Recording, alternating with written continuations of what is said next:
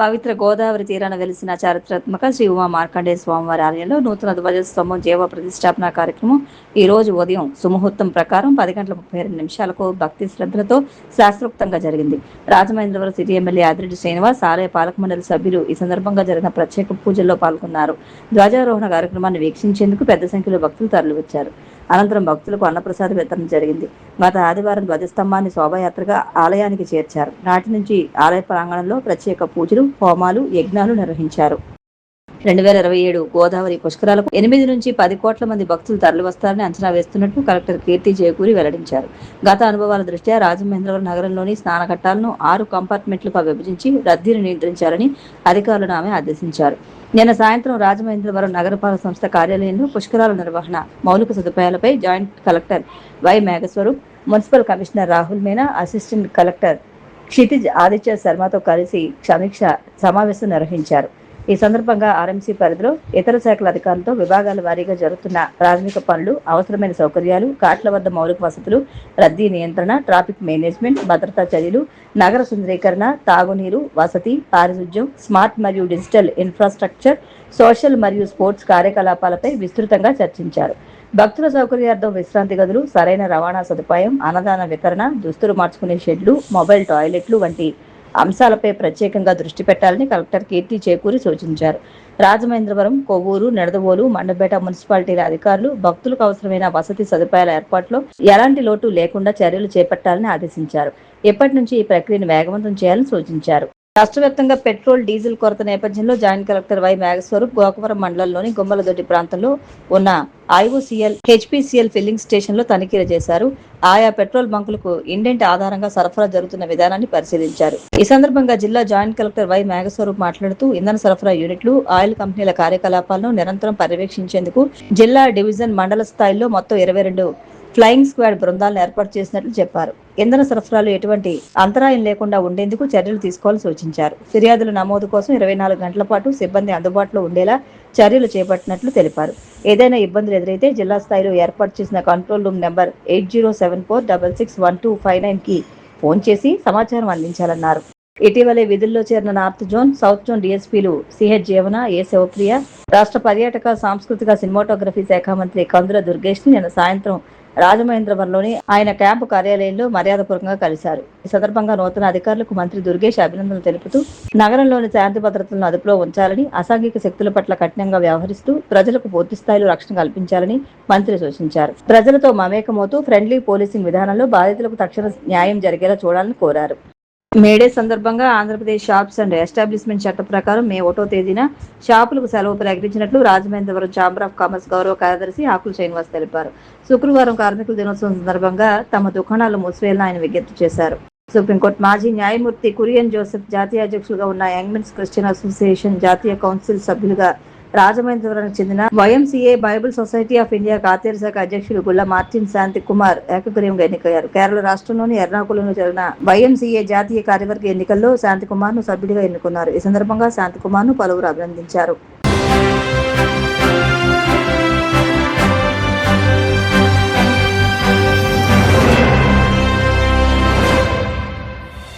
నమస్కారం. CCC digital 230 news bulletin కి స్వాగతం. ముందుగా వార్తల్లోని ముఖ్యాంశాలు.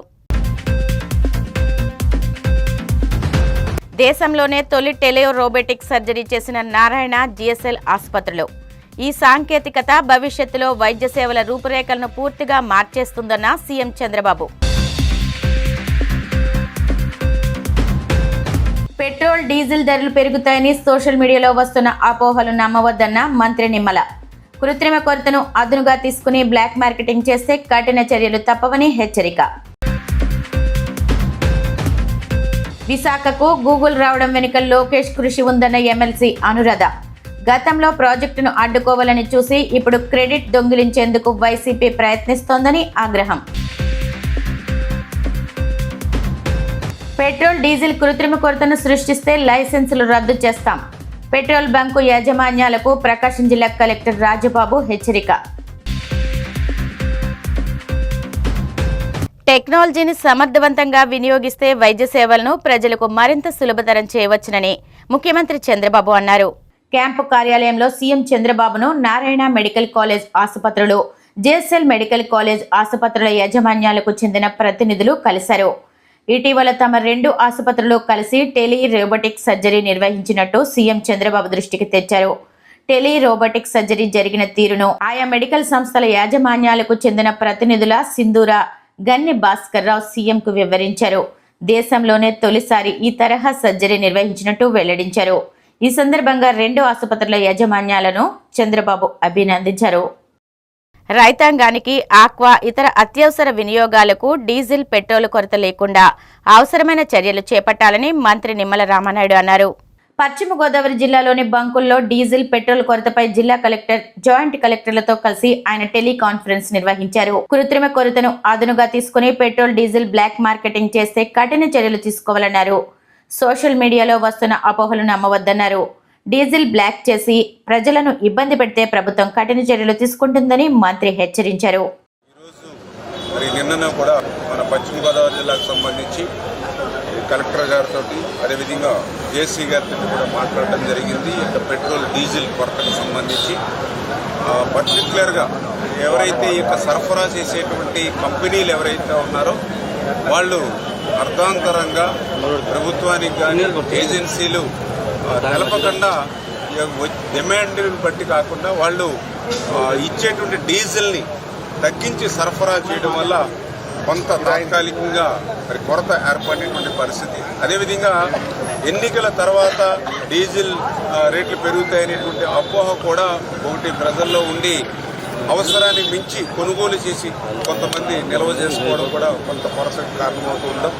అదేవిధంగా లాస్ట్ 3 రోజులు కూడా ఈ యొక్క సాంకేతికమైనటువంటి కారణాలతోటి ఎలక్ట్రిసిటీ పవర్కు సంబంధించి కూడా కొంతమేర మరి అవాంతరాలు ఏర్పడినటువంటి స్థితిలో కూడా మరి యొక్క పవర్కి దృష్ట్యా దీనికి డీజిల్కి డిమాండ్ పెరగడం, ఇంకొక పక్కన ఆక్వా పెద్ద ఎత్తున మన జిల్లాలో ఉండడం, తదితర అంశాలు, ఇంకొక పక్కన ప్యాడీ కూడా ఇప్పుడే ప్రొక్యూర్మెంట్కి హార్వెస్టింగ్ రావడం, ఇటువంటి కారణాల వల్ల కొంత తాత్కాలికమైనటువంటి కొరత ఈ యొక్క డీజిల్లో ఉన్నటువంటి విషయాన్ని కూడా ఈరోజు కలెక్టర్ గారు అదేవిధంగా జాయింట్ కలెక్టర్ గారితో కూడా చర్చించడం, గౌరవ ముఖ్యమంత్రి చంద్రబాబు నాయుడు గారు అదేవిధంగా ఎవరైతే ఈ యొక్క పౌర సరఫరాల శాఖ మంత్రి గారు నిత్యం అందరితో కూడా మాట్లాడుతూ ఏజెన్సీలతో కూడా చాలా క్లియర్గా వాళ్ళకు కూడా ఇన్స్ట్రక్షన్ ఇచ్చి ఇట్లా డిమాండ్కి తగ్గట్టు కాకుండా నిలిపితే ప్రజలు ఇబ్బందులు పడితే సీరియస్గా ఉంటుందని ఏజెన్సీలతో మాట్లాడి మరి వాటిని కూడా పెంచడం, అదేవిధంగా ఎవరైతే ప్రజలు ఉన్నారో వాళ్ళకు కూడా పర్టికులర్గా అగ్రికల్చర్ కానీ ఆక్వా కానీ వీరికి ప్రాధాన్యతనిచ్చి అటు రెవెన్యూ అదేవిధంగా ఇటు వ్యవసాయ అధికారులు సమన్వయం చేసుకుంటూ ఎక్కడ కూడా ప్రయారిటీ మిస్ అవ్వకుండా అందించాలనేటువంటి ఆలోచనతో కూడా ఈరోజు మరి బంకుల దగ్గర కూడా ఎక్కడెక్కడ పర్యవేక్షణ కూడా పెట్టడం జరుగుతుంది. దయవుంచి అవసరానికి మించి కొనుగోలు చేసుకుని ఇక్కట్లు పెద్దవి చేయొద్దని ప్రజలు కూడా విజ్ఞప్తి చేస్తుంది.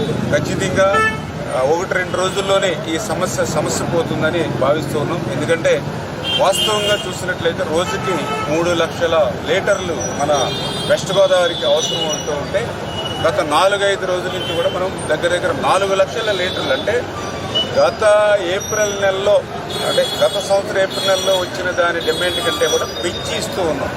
అయినా సరే ఈ యొక్క తాత్కాలికమైనటువంటి అంటే ఒక పక్కన కొద్దిగా 3 రోజులు సాంకేతిక అంశాలతోటి పవర్ కట్ ఉండడం, ఇంకొక పక్కన ఆక్వా, ఇంకొక పక్కన ప్యాడీ ఇట్లాంటిది అన్నీ ఒకసారి రావడంతో ప్రజల్లో కూడా ఎన్నికలు అయిన తర్వాత మళ్ళీ రేటు పెరుగుతుంది అనేటువంటి అపోహ ఇటువంటివన్నీ కూడా వాస్తవ డిమాండ్ కంటే 10% అదనంగా ఇస్తున్నా కూడా కొరత ఏర్పడుతున్నమాట వాస్తవం. అందుకే 1-2 రోజుల్లోనే మరింత డిమాండ్కి ఆధారంగా సరఫరాను పెంచుతూ ఉన్నారు చంద్రబాబు నాయుడు గారు. ఏజెన్సీలతో అందరితో కూడా మాట్లాడి కాబట్టి 1-2 రోజులు ఈ సమస్య కూడా సమసిపోతుందని మీదర కూడా తెలియజేస్తారు. విశాఖపట్నానికి ప్రపంచ ప్రఖ్యాత సంస్థ గూగుల్ ఏఐ హబ్ రావడం వెనుక మంత్రి నారా లోకేష్ అవిరళ కృషి ఉందని, అయితే ఇప్పుడు ఆ క్రెడిట్ను దొంగిలించేందుకు వైసీపీ నీచంగా ప్రయత్నిస్తోందని ఎమ్మెల్సీ పంచుమర్తి అనురాధ తీవ్రస్థాయిలో ధ్వజమెత్తారు. ఒకప్పుడు గూగుల్ ప్రాజెక్టును అడ్డుకునేందుకు కోర్టుల్లో పిటిషన్లు వేసి వ్యతిరేకించిన వారే నేడు సిగ్గు లేకుండా క్రెడిట్ కోసం పాకులాడుతున్నారని, క్రెడిట్ చోరీ వైసీపీ సిద్ధాంతమని ఆమె విరుచుకుపడ్డారు. 2014లోనే ముఖ్యమంత్రిగా ప్రమాణ స్వీకారం చేసిన నారా చంద్రబాబు నాయుడు గారు ఆనాడే ఉత్తరాంధ్రాన్ని ఉద్ధరించాలనుకున్నారు. ముఖ్యంగా విశాఖపట్నాన్ని ప్రపంచ పటంలోనే ఏఐ గ్లోబల్ హబ్గా విశాఖపట్నాన్ని మ్యాప్లో పెట్టాలని చెప్పి సంకల్పించారు. విజన్ 2047లో భాగంగా ఉత్తరాంధ్రాన్ని అన్ని రకాలుగా ముందుకు తీసుకెళ్ళాలి, అభివృద్ధి పదంలోకి తీసుకెళ్ళాలి అని చెప్పి ఆనాడే నారా చంద్రబాబు నాయుడు గారు సంకల్పించారు. ఆ రోజే గూగుల్ డేటా సెంటర్కి నాంది పడటం జరిగింది. అనేక రాయితీలు ఇవ్వటం జరిగింది. జీవో నెంబర్ 9, జీవో నెంబర్ 15 విడుదల చేయటం జరిగింది. యువత భవిష్యత్తు గురించి ఆలోచించి అనేక వేల ఉద్యోగాలు డేటా సెంటర్ వస్తే కనుక ఖచ్చితంగా వస్తాయి అని చెప్పి ఆనాడు నారా చంద్రబాబు నాయుడు గారు సంకల్పించడం జరిగింది. అనుకోకుండా 2019లో వైసీపీ ప్రభుత్వం ముందుకొచ్చింది. ఉత్తరాంధ్రాని సర్వనాశనం చేసింది. నారా చంద్రబాబు నాయుడు గారు తీసుకొచ్చిన డేటా సెంటర్ని, గూగుల్ డేటా సెంటర్ని కాల రాసేసింది. వైజాగ్ని గంజాయిగా ప్రదేశంగా మార్చేసింది. ఉత్తరాంధ్రాని కబ్జాల కోరుగా, భూ కబ్జాల మయం చేసేసింది. కిడ్నాప్కు నిలయంగా చేసేసింది. బ్లాక్ మనీకి అడ్డాగా మార్చేసింది. లిక్కర మాఫియాకి అంకురార్పణ చేసింది. ప్రజల్ని భయభ్రాంతుల్ని చేశారు. అలా 2019 నుంచి 2024 వరకు ఉత్తరాంధ్రాని, ముఖ్యంగా విశాఖపట్నాన్ని సర్వనాశనం చేసి ఎంపీ కుటుంబాలే కిడ్నాపులకి గురైన పరిస్థితులకి తీసుకొచ్చింది. మళ్ళీ 2024లో ముఖ్యమంత్రి అయిన తర్వాత నారా చంద్రబాబు నాయుడు గారు మళ్ళీ ఉత్తరాంధ్ర బాట పట్టడం జరిగింది. ఉత్తరాంధ్రాని ఆర్థిక రాజధానిగా ఏమైనా సరే నిలబెట్టాలి అని చెప్పి సంకల్పించారు. విజన్ 2047లో భాగంగా ఖచ్చితంగా విశాఖపట్నాన్ని తయారు చేయాలి అని సంకల్పించి మరి గూగుల్ డేటా సెంటర్ని తీసుకురావాలని చెప్పి నిర్ణయించుకున్నారు. ఐటీ శాఖ అమాత్యులుగా నారా లోకేష్ గారు కఠోర శ్రమతో భయపడిన వాళ్ళని మళ్ళీ వాళ్ళకి ధైర్యం చెప్పి వైజాగ్కి ఈరోజు గూగుల్ డేటా సెంటర్ని తీసుకురావటంలో సక్సెస్ అయిన ఏకైక నాయకులు నారా లోకేష్ గారు. 600 ఎకరాలు భూమిని కేటాయించడానికి మరి ముందుకొచ్చారు. ఈజ్ ఆఫ్ డూయింగ్ బిజినెస్ని స్పీడ్ ఆఫ్ డూయింగ్ బిజినెస్గా మార్చటానికి అహర్నిశలు నారా చంద్రబాబు గారు, నారా లోకేష్ గారు కృషి చేశారు. దాని ఫలితమే రేపు నారా చంద్రబాబు గారి చేతుల మీదుగా, ఐటీ శాఖ అమర్చులుగా నారా లోకేష్ గారి చేతుల మీదుగా గూగుల్ డేటా సెంటర్ శంకుస్థాపన జరగబోతుంది. రేపు ప్రపంచంలోనే ఇది లిఖించదగ్గ రోజుగా మారబోతా ఉంది. వేల ఉద్యోగాలు రాబోతా ఉన్నాయి.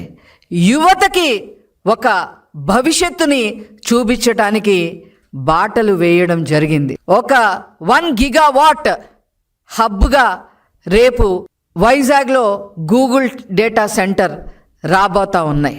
సబ్మెరీన్లో మరి అండర్ కేబుల్స్ రాబోతా ఉన్నాయి. అమెరికా నుంచి ఆస్ట్రేలియా వరకు మొత్తం డేటా ఈరోజు విశాఖపట్నంలో ప్రవహించడానికి సన్నాహాలు చేసుకుంటా ఉంది. అంతేకాకుండా ఇక్కడ మరి క్లౌడ్ ఆపరేషన్ తెలిసిన వాళ్ళకి, ఏఐ తెలిసిన వాళ్ళకి, అదేవిధంగా మెషిన్ లెర్నింగ్ ఇంజనీరింగ్ తెలిసిన వారికి, డేటా సైంటిస్టులు.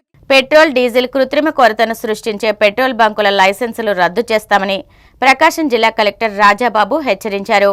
జిల్లాలోని 195 బంకులను నిరంతరం పరిశీలిస్తున్నామని సివిల్ సప్లై అధికారి, పోలీస్ అధికారి, వీఆర్ఓలు వాహనదారులకు పెట్రోల్, డీజిల్ అందేలా చూస్తున్నారని తెలిపారు.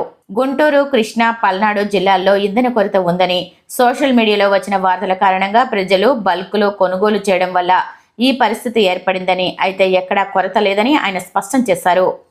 గత 2 రోజులు బట్టి ఈ పెట్రోల్ బంక్స్ దగ్గర భారీ క్యూలు పెట్టడం అనేది జరిగింది.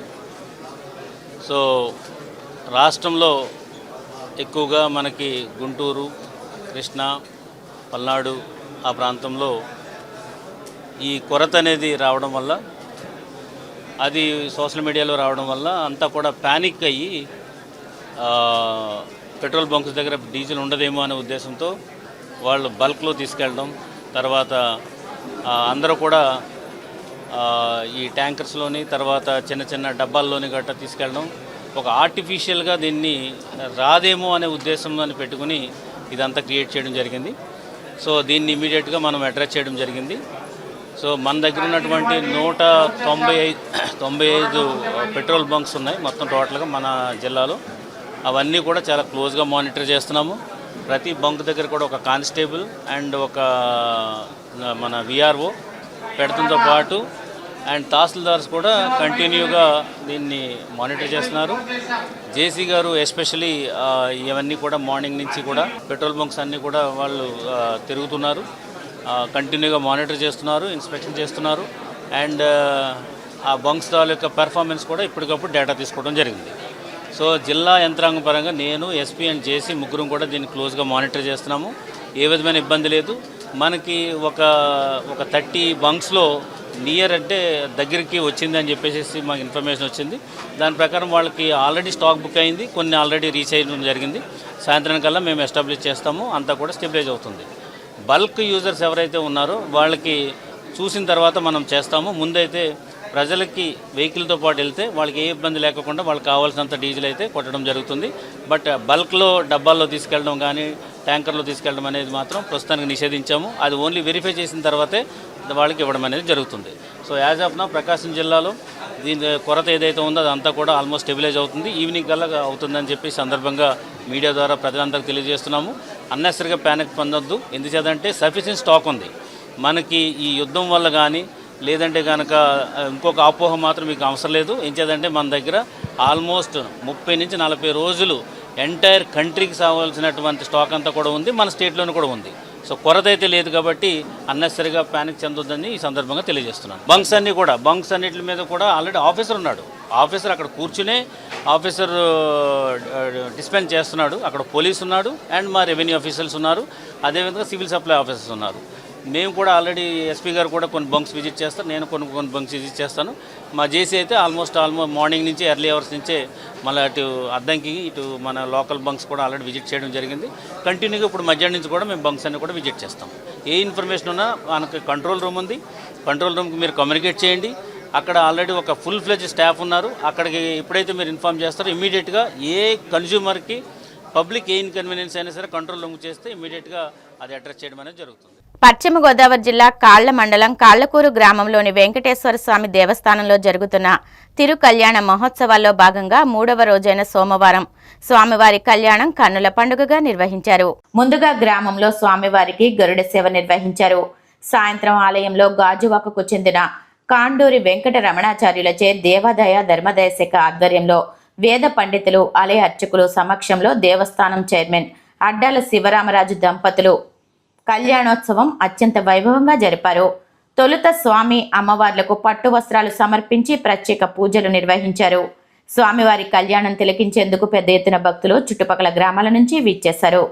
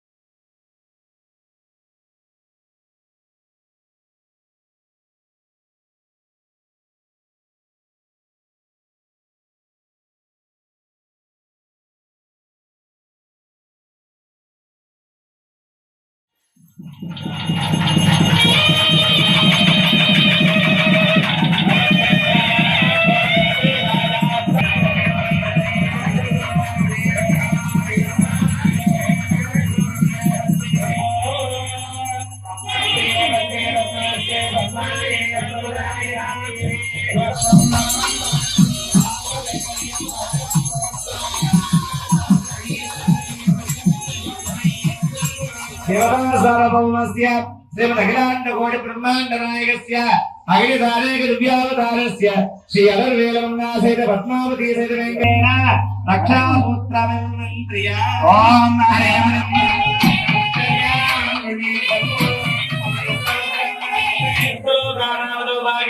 चक्रवाल शैलगिंचित महासुमेरो सहस्रशिखरावल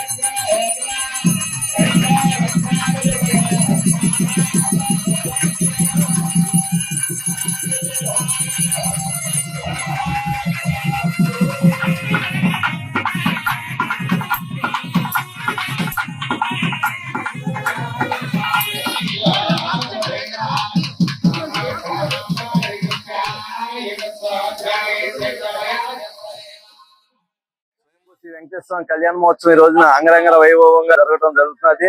అందులో ప్రత్యేకమైన శ్రద్ధతో కృషితో ఇదంతా కూడా చేయటం అనేది కార్యక్రమం అంతా కూడా దగ్గరుండి మా ధర్మకర్తలు అందరూ కూడా దగ్గరుండి అలాగే మన స్టాఫ్ అందరూ కూడా కష్టపడి చేయటం అనేది అందరికీ కూడా కృతజ్ఞతలు అభినందనలు తెలియజేసుకుంటూ ఇక్కడ విచ్చేసినటువంటి భక్తులందరికీ కూడా మా శ్రీ స్వయంభూ శ్రీ వెంకటేశ్వర స్వామి వారి దీవెనలు వాళ్ళకి కలగాలని కోరుకుంటూ వాళ్ళు మంచి ఆయురారోగ్యాలు అభివృద్ధి పదంలో నడవాలని వాళ్ళందరూ అభివృద్ధి జరిగే విధంగా మనస్ఫూర్తిగా మా వెంకటేశ్వర స్వామి వారిని కోరుకుంటూ మా వెంకటేశ్వర స్వామి వారి దీవెనలు అందరికీ అందుతాయని మనస్ఫూర్తిగా నాలుగురు వెంకటేశ్వర స్వామి మీద పాట పాడి ఇంత అలా చేసినటువంటి రంగసూర్య గారికి ప్రత్యేకమైన కృతజ్ఞతలు ధన్యవాదాలు తెలియజేసుకుంటూ మా గుడి మీద ఇంకా మంచి మంచి పాటలు పాడాలని కోరుకుంటూ ఈ రకంగా పాడినటువంటి వారికి మా వెంకటేశ్వర స్వామి స్వయంభూ శ్రీ వెంకటేశ్వర స్వామి వారు శ్రీదేవి భూదేవి అందరూ దీవెనలతో వాళ్ళు ఇంకా అభివృద్ధి పదంలోకి వెళ్ళాలని మా దేవుడి మీద ఇంకా మంచి పాటలు పాడాలని మనస్ఫూర్తిగా కోరుకుంటూ వారికి మా వెంకటేశ్వర స్వామి తరఫున దీవెనలు గ్రంథాలయాలు విజ్ఞాన సంపద నిలయాలని భీమడోలు ఏఎంసీ చైర్మన్ శేషపు శేషగిరి అన్నారు. ఏలూరు జిల్లా భీమడోలు శాఖ గ్రంథాలయంలో గ్రంథ పాలకుడు కె శ్రీనివాస్ ఆధ్వర్యంలో వేసవి విజ్ఞాన శిక్షణ తరగతులు మంగళవారం ప్రారంభించారు. ఏలూరు జిల్లా భీమడోలు శాఖ గ్రంథాలయంలో గ్రంథ పాలకుడు కె శ్రీనివాస్ ఆధ్వర్యంలో వేసవి విజ్ఞాన శిక్షణ తరగతులు మంగళవారం ప్రారంభించారు. ఈ శిబిరాలను రాష్ట్ర డైరెక్టర్ కర్ణం పెద్దిరాజు రిబ్బన్ కట్ చేసి ప్రారంభించారు. అనంతరం జరిగిన సభకు గ్రంథాలయ అభివృద్ధి కమిటీ చైర్మన్ తుమ్మల ఉమామహేశ్వరరావు అధ్యక్షత వహించారు. ముఖ్య అతిథులుగా AMC chairman Seshagiri, Bhimadolu MEO two Bhaskar Kumar, రాష్ట్ర డ్రైవర్లు కరణం పెద్దిరాజు, దూషణపొడి పుల్లయ్య నాయుడు తదితరులు పాల్గొని విద్యార్థులను ఉద్దేశించి మాట్లాడారు. లేకపోతే దానికి సంబంధించిన నాలెడ్జ్కి సంబంధించిన మెటీరియల్స్ అన్ని కూడా లైబ్రరీలో అందుబాటులో ఉంటాయి. మన పుస్తకం చదివితే వచ్చే పరిజ్ఞానం వేరు. మన సెల్ ఫోన్ చూస్తే అప్పుడు చూస్తాం, వెంటనే ఇంకో దానికి పాస్ అయిపోతాం. ఇలా ఆండ్రాయిడ్ లేదు, ఇప్పుడు అంతా కూడా ఆండ్రాయిడ్ ఫోన్. ఈ వ్యాస శిబిరాల్ని బాగా ఉపయోగించుకుంటూ వీరు కాకపోతే వేసవికాలం తర్వాత కూడా స్కూల్ తీసినప్పటికీ కూడా వీలైనప్పుడల్లా లైబ్రరీకి వెళ్ళటం, చక్కగా ఆ పుస్తకాలు ఏవైతే మీరు చదవలేదో అవన్నీ కూడా చదవడానికి ప్రయత్నం చేయండి. ఎందుచేతంటే ఒకప్పుడు పుస్తకాలు రీడింగ్, పుస్తకం చదవడం, పుస్తక పఠనం అనేది పెద్దవాళ్ళ నుంచి చిన్నపిల్లల వరకు అందరికీ ఉండేది. ఎప్పుడైతే టీవీలు తర్వాత మొబైల్ వచ్చిందో ఆ పుస్తక పఠనం అనేది పూర్తిగా వెనకబడిపోయింది. సెల్ ఫోన్లు టీవీలు మన సమయాన్ని వృధా చేస్తాయి, కానీ పుస్తకాలు మన భవిష్యత్తు నిర్మిస్తాయి. మన భవిష్యత్తు నిర్మించేవి పుస్తకాలు. సెల్ ఫోన్ టీవీ వల్ల మన సమయం వృధా అవుతుంది, కానీ మన పుస్తకాలు చదివినట్టయితే మన భవిష్యత్తు బాగుంటుంది. కాన్సెప్ట్ ఏంటంటే చదువుదాం, ఎదుగుదాం, గొప్పవాళ్ళం అవుదాం. ఈ మూడు మనసులు పెట్టుకోండి. చదువుదాం, ఎదుగుదాం, గొప్పవాళ్ళం అవుదాం. మూడు మన జీవితాలు కావాలి. ముందు చదవండి, ఎదగండి, తర్వాత ఆటోమేటిక్గా గొప్పవాళ్ళు అవుతాం. కాబట్టి ఈ మూడు మన జీవితానికి నెరవేర్చుకోవాలంటే కేవలం మన పుస్తకం వల్ల సాధ్యం. పేదలైనా కష్టపడి చదువుకున్న వాళ్ళు అంబేద్కర్ గారిని చూడవచ్చు మనం, ఏ స్థాయిలో ఉన్నారో, అబ్దుల్ కలాం గారిని చూడవచ్చు మనం, అలాగే మీ మ్యాథ్స్ లో శ్రీనివాస రామానుజన్ గారిని కూడా చూడవచ్చు. కాబట్టి వాళ్ళ ముగ్గురే కాదు, చాలా మంది జీవిత చరిత్రలు మన లైబ్రరీలో పుస్తకాలు ఉన్నాయి. చాలా పుస్తకాలు 7,000 చిల్లర పుస్తకాలు ఉన్నాయి. పిల్లలకు కావాల్సిన 1,500 పుస్తకాలు ఉన్నాయి. నీతికాల పుస్తకాలు ఉన్నాయి, చరిత్రలు ఉన్నాయి. అన్ని కూడా మీరు ఆ సమ్మర్లో ఈ 40 రోజులు కూడా చదువుకోవడానికి మీకు అందుబాటులో పెడతాం. హైదరాబాద్ లో మంత్రి అజారుద్దీన్, ప్రొఫెసర్ కోదండరాం శాసన మండలి సభ్యులుగా ప్రమాణ స్వీకారం చేశారు. శాసన మండలి చైర్మన్ గుత్తా సుఖేందర్ రెడ్డి వీరితో ప్రమాణం చేయించారు. ముఖ్యమంత్రి రేవంత్ రెడ్డి, పలువురు మంత్రులు ఈ కార్యక్రమంలో పాల్గొన్నారు. గవర్నర్ కోటాలో వీరిని ఎమ్మెల్సీలుగా నియమిస్తూ ప్రభుత్వం ఉత్తర్వులు జారీ చేసింది.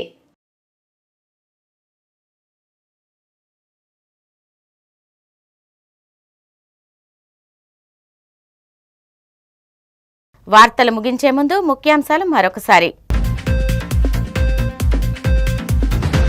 దేశంలోనే తొలి టెలియో రోబోటిక్ సర్జరీ చేసిన నారాయణ జిఎస్ఎల్ ఆసుపత్రులు. ఈ సాంకేతికత భవిష్యత్తులో వైద్య సేవల రూపురేఖలను పూర్తిగా మార్చేస్తుందన్న సీఎం చంద్రబాబు. పెట్రోల్, డీజిల్ ధరలు పెరుగుతాయని సోషల్ మీడియాలో వస్తున్న అపోహలు నమ్మవద్దన్న మంత్రి నిమ్మల. కృత్రిమ కొరతను అదునుగా తీసుకుని బ్లాక్ మార్కెటింగ్ చేస్తే కఠిన చర్యలు తప్పవని హెచ్చరిక. విశాఖకు గూగుల్ రావడం వెనుక లోకేష్ కృషి ఉందన్న ఎమ్మెల్సీ అనురాధ.